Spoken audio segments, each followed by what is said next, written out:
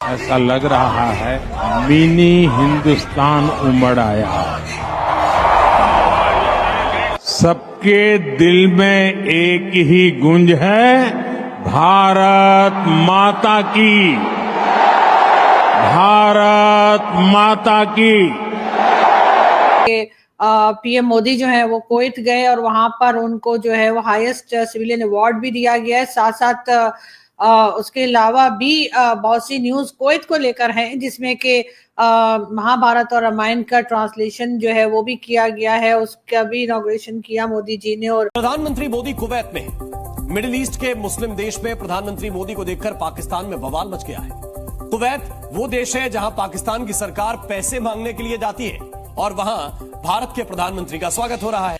आज भारत के वजीर आजम को ऑर्डर ऑफ मुबारक अल कबीर जो है वो उस लिस्ट में डाल दिया गया है, वो अवार्ड दिया गया है। कहा जाता है कि नरेंद्र मोदी दुनिया के 6ठे फॉरेन लीडर हैं जिनको ये अवार्ड दिया गया। जैसा कि आप सब जानते हैं कि भारत ने बांग्लादेश में राइस एक्सपोर्ट पर बैन लगा दिया है। इस चीज को लेकर बांग्लादेश के फूड एडवाइजर ने एक बहुत बड़ी स्टेटमेंट दी है। उन्होंने कहा है कि ट्रेड और सियासत दो अलग अलग चीजें हैं, लिहाजा इनको मिक्स ना किया जाए। पीएम मोदी की कुवैत यात्रा पिछले 43 सालों में किसी भारतीय प्रधानमंत्री की पहली यात्रा है। पीएम मोदी ने कुवैत के लेबर कैंप का दौरा करके भारतीय मजदूरों से मुलाकात की।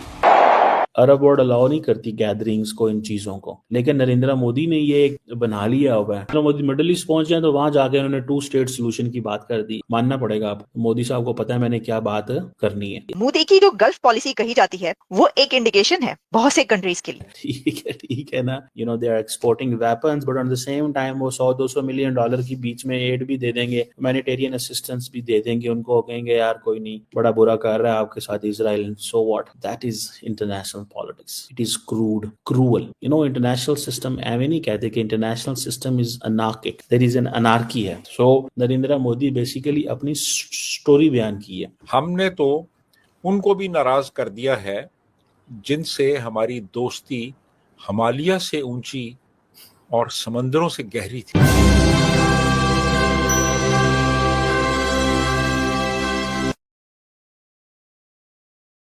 भारत के कुछ देश ऐसे, पड़ोसी देश ऐसे हैं जो कि हंगरी लिस्ट में भारत से ऊपर हैं, लेकिन जो चावल और आटे के लिए तरस रहे हैं वहीं भारत को अवार्ड पे अवार्ड मिला रहा है, तो इसके जिम्मेदार हंगरी लिस्ट वाले ही हैं। अगर हंगरी इंडेक्स में बात करें तो पाकिस्तान और बांग्लादेश को सबसे ऊपर रखा गया है, भारत से भी ऊपर। बांग्लादेश आज चावल के लिए तरस रहा है, भारत से डिस्काउंटेड रेट पे मांग रहा है। पाकिस्तान है आटे के लिए तरस रहा है। और आज जो कुवैत ने हाईएस्ट सिविलियन अवार्ड को प्रधानमंत्री नरेंद्र मोदी को नवाजा, तभी ये जो संस्थाएं हैं उनको ये देखना चाहिए कि वो पाकिस्तान और बांग्लादेश किस तरह से, किस स्थिति में पहुंचा हुआ है। इस टाइम पे भारत से डिस्काउंटेड रेट मांग रहा है और उनके जो पब्लिक है बांग्लादेश की, वो भारत को धमकी दे रही है। चाहे वो गल्फ में हो, चाहे बांग्लादेश के अंदर हो, भारत को धमकी दे रही है। चाहे उनके मंत्री क्यों ना हो, लेकिन उनके जो नए प्राइम मिनिस्टर हैं वो भारत से रिक्वेस्ट कर रहे हैं कि भारत हमके चावल दे दो और डिस्काउंटेड रेट पे, क्योंकि हम इतने अफोर्ड नहीं कर सकते, इसके लिए हमको चावल दे दो डिस्काउंटेड रेट पे। तो चलिए देखते हैं इसके ऊपर खुद पाकिस्तानी क्या बातें कर रहे हैं। जब कुवैत ने सिविलियन अवार्ड से नवाजा है, और नए ना सिर्फ कुवैत ने, यूएई ने, सऊदी अरबिया ने, बहरीन ने, सिर्फ बहरीन में एक ही बार प्रधानमंत्री नरेंद्र मोदी जी आए हैं और उसमें भी उनको हाईएस्ट सिविलियन अवार्ड से नवाजा गया। तो चलिए देखते हैं इसके ऊपर खुद पाकिस्तानी क्या बातें कर रहे हैं। मैं इसको मोदी जी का कुवैत का विजिट देखता ही नहीं हूं। मैं इसको विजिट देखता हूं भारतीय सिविलाइजेशन की विजिट, अरबिक सिविलाइजेशन को। The Arabs have started to come of age, जिसे कहते हैं ना। उन्होंने मुझे पता नहीं कि आपने वो गल्फ कप की जो ओपनिंग सेरेमनी है उसको देखा है कि नहीं देखा है आपने। आप उसको जरूर देखिए। 20 to 30 मिनट्स का एक शॉर्ट फिल्म है, मूवी है, उसमें म्यूजिक है। 4 बच्चे हैं, वो फुटबॉल खेल रहे हैं। फिर एक महिला आती है, वो बकायदा अबाया में है, ठीक है ना, बकायदा इन स्ट्रिक्ट इस्लामिक ड्रेस। उसके बाद वो चेंज होता है, अरबिक सिंगर से गाना गा रहे हैं। फिर लड़कियां आती हैं जो विदाउट हेड कवर है और वो अपने हेयर्स को लेकर के they are doing all the moves, जिसमें हेयर के मूव पे बार बार फोकस किया जा रहा है। सो कतर ने मैसेज दिया है। और देखिए इस पूरे सिविलाइजेशन, इस पूरे पार्ट में India is the pivot of civilization, of openness, of change, of keeping the ancient ethos. अरब भी नहीं चाहते कि उनकी एंशिएंट आइडेंटिटी चेंज हो जाए, ना हम भारतीय चाहते हैं कि हमारी एंशिएंट आइडेंटिटी चेंज हो जाए, बिकॉज सदियों लगते हैं, हजारों हजार साल लग जाते हैं मनुष्यों को सभ्य बनाने में। हम सब एक समय जंगली थे और यहाँ तक का सफर हमारी जो कल्चर है, हमारी जो मूल्य है, हमारी जो सभ्यता है, उन्होंने हमें आज ऐसा बनाया है। तो इसको एक दिन में नहीं बनाया जा सकता ना। तो इसको ध्यान में रखते हुए अब अरब्स भी यही कह रहे हैं कि टाइम हैज कम टू जिसे कह लीजिए create a symphony between the Islam and the Arabic civilization. ठीक है ना, वो दुनिया को बहुत साफ मैसेज दे रहे हैं। और देखिए, मैं ऐसा मानता हूं ना, ये मेरी थ्योरी है, and I am the first one to say that there are 3 kinds of Islam आज की डेट में दुनिया में है। अरबों का इस्लाम, तुर्कों का इस्लाम और मूर्खों का इस्लाम। ठीक है ना। तो जो आपको, और इसमें आपको ना, देखिए मैं इसको प्रूफ कर सकता हूं कि दीज 3 डिस्टिंक्शंस आर विजिबल, जैसे आर इंडीड प्रेजेंट। मैं दूध सुन रहा था जब मोदी जी पहुंचे कतर की धरती पर। कतर ही है ना कि कुवैत है? कुवैत जहां पे अभी मोदी जी गए वो कौन सा? जी कुवैत। मैंने कतर बोला, इसलिए क्षमा चाहूंगा। तो जो वो कुवैत में जब पहुंचे तो लोगों ने कहा, मोदी जी जब पहुंचे वहां पे पीछे से 3 आवाजें लग रही थी, जय हिंद, भारत माता की जय, वंदे मातरम और जय श्री राम। प्रधानमंत्री मोदी कुवैत में। मिडिल ईस्ट के मुस्लिम देश में प्रधानमंत्री मोदी को देखकर पाकिस्तान में बवाल मच गया है। कुवैत वो देश है जहां पाकिस्तान की सरकार पैसे मांगने के लिए जाती है और वहां भारत के प्रधानमंत्री का स्वागत हो रहा है। आज आपको भारत कुवैत के पारंपरिक संबंधों के वो आंकड़े भी बताएंगे, जिससे यह क्लियर हो जाएगा कि कुवैत को भारत के साथ संबंधों में ही अपना देश दिखता है।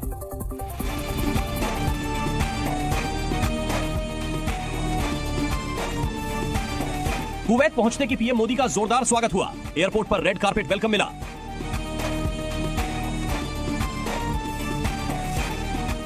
जिसके बाद वो सीधे कुवैत सिटी के होटल पहुंचे।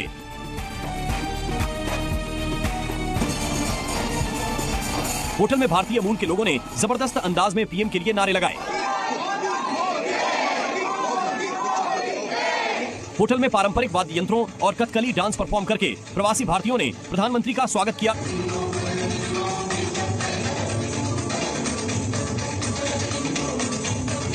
डांस के बाद पीएम ने कलाकारों से मिलकर बातचीत की।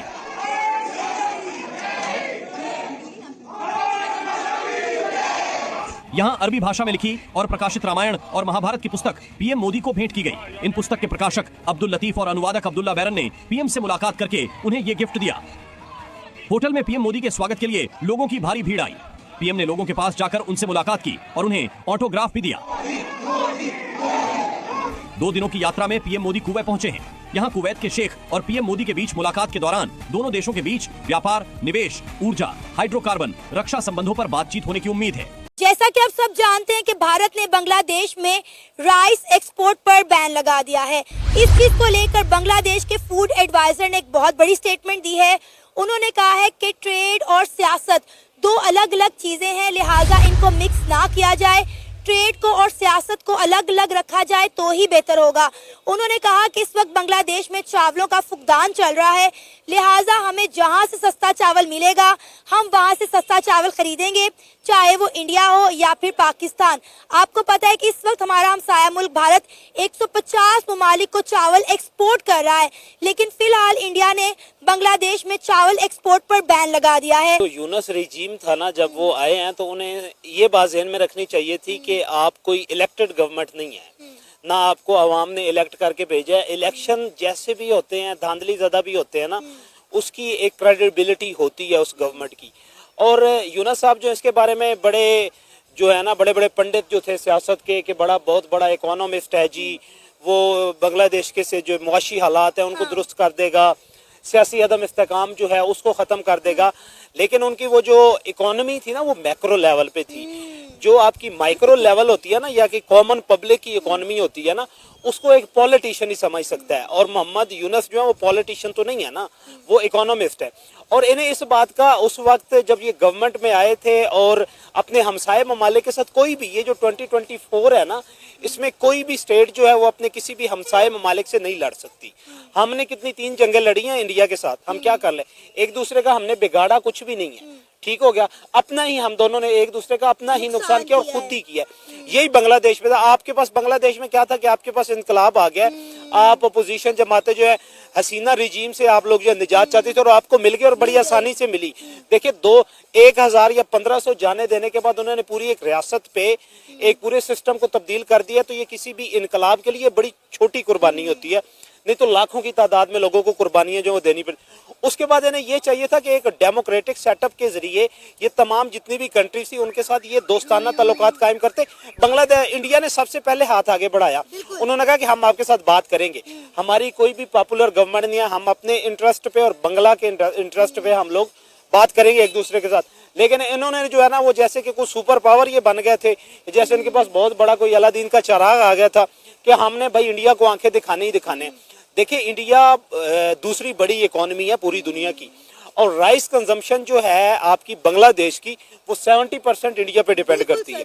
और दुनिया में आप ये देखें कि बांग्लादेश जो है नंबर 1 राइस कंज्यूमर है पूरी दुनिया में। दोस्तों देखा आपने गल्फ में कितने सारे जो बांग्लादेशी हैं वो भारत को आए दिन फेसबुक पे चाहे दूसरे सोशल मीडिया पे भारत को धमकी देते हैं कि भारत को हम ये कर देंगे, भारत को ये कर देंगे। खुद ये बात उनको सोचनी चाहिए कि उनके प्राइम मिनिस्टर हमसे भीख मांग रहे हैं, भारत से भीख मांग रहे हैं कि हमें चावल दे दो डिस्काउंटेड रेट पे, और उनके जो आवाम है वो भारत को धमकियां दे रही है। ऐसा ही कुछ हाल पाकिस्तान का है। पाकिस्तान भिखमंगों का देश, आटा नहीं है बराबर उनके पास, लेकिन भारत को धमकी देना पाकिस्तानियों की आम बात हो गई है। उनके नेता आए दिन कश्मीर पर बयान देते रहते हैं, लेकिन उनको ये बात सीखनी चाहिए कि भारत को कभी भी भारत किसी देश पे हमला नहीं किया। उनके प्राइम मिनिस्टर को नहीं नवाजा गया, वो भारत की पब्लिक को नवाजा गया है कि 140 करोड़ जो भारतीय हैं उनको रिप्रेजेंट किया है नरेंद्र मोदी जी ने कुवैत के अंदर, उनको हाईएस्ट सिविलियन अवार्ड से नवाजा गया है। तो दोस्तों आज के लिए बस इतना ही। उम्मीद करता हूं कि ये जानकारी आपको पसंद आई होगी। अधिक जानकारी के लिए हमारे चैनल को सब्सक्राइब करना न भूलें।